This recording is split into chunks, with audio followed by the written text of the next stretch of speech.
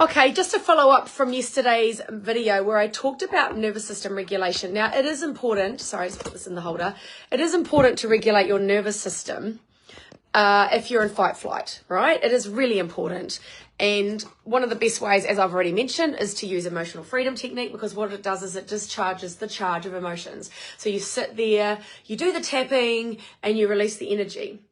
Now, something else that we need to be really mindful of, though, is when we are constantly thinking about, I need to calm myself, I need to be peaceful, I need to slow down, that can actually create quite a lot of resistance and frustration and overwhelm in your nervous system if you feel like you're failing at that. And the last thing we ever want anyone to do is feel like they are failing at supporting their health and well-being. One of the things that affects your health more than anything else is the suppression and repression, escapism and avoidance of your emotions. Suppression, repression, escapism, and avoidance of your emotions. Or there is an expression of the emotions, but in a very unhealthy way. So for instance, someone who's constantly flying off the handle, constantly getting angry, has a complete incapacity to self-regulate, to discharge that energy, because what they haven't done is dealt with what's underneath, which is usually shame, guilt, fear, and sadness that hasn't been resolved. And so what happens is all the suppression and repression then leads to physical dis-ease of the body. Now, if you are someone who's holding on to, for instance, some massive frustrations or anger towards something or someone in your life or your past, one of the healthiest things you can do to support your nervous system is to actually express that emotion, is to actually get it out of your body. Now, I don't believe you can, when someone comes to me and they say to me, oh, I've got all this anger and frustration, I don't tap on anger and frustration. I don't work with that with clients. What I work with is the emotions that are underneath that. How do you really feel underneath? What are you really feeling because of that situation? How does that really make you feel? And always, as I've already mentioned, there is an unresolved hurt, sadness, shame, regret, fear, worry. And if you look at the work of the most beautiful woman called Regina Thomas Howard, who wrote the book Pussy, and she's known as Mama Gina, and she talks about the importance of pleasure and joy.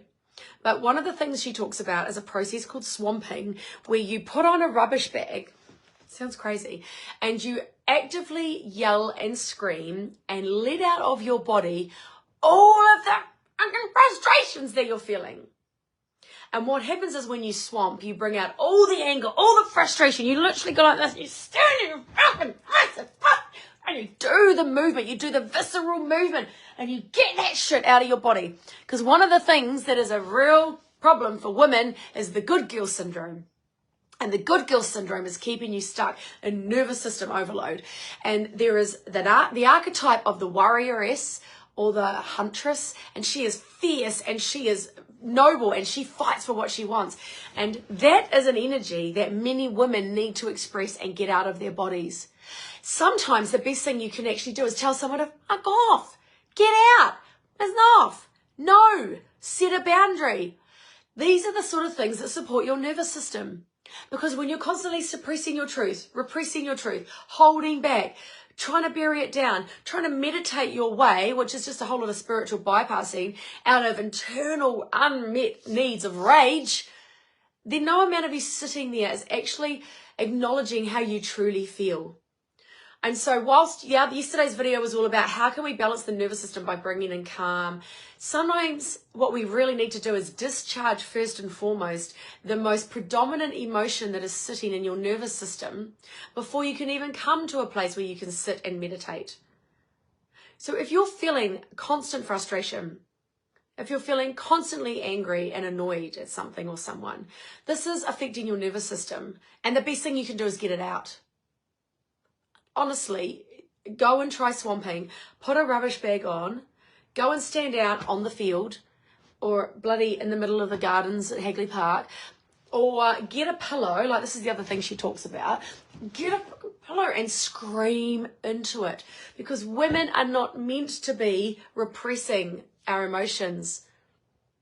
We are meant to express them in all of their forms, and that is nervous system health right there.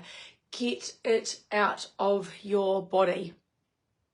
Now, if you're someone who's constantly getting it out of your body and constantly arguing, retaliating, I know people that just don't know how to not have a conversation without it turning into an argument. There's a sign there's a trigger that you could be addicted to the adrenaline and the cortisol that is created through those types of dynamics. In that instance, what you really need to do is take a good hard look at the unresolved shame, guilt, sadness, and fear that you're carrying and work on healing that so that you can feel calmer. Because did you know that anger affects your bowels?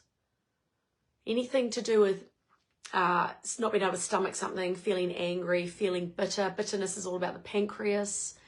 Feeling abandoned and left out is all about the kidneys. Feeling anger and distaste and not being able to swallow something is all about. Think about that.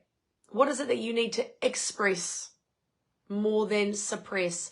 And what does your nervous system actually truly need? Listen to it.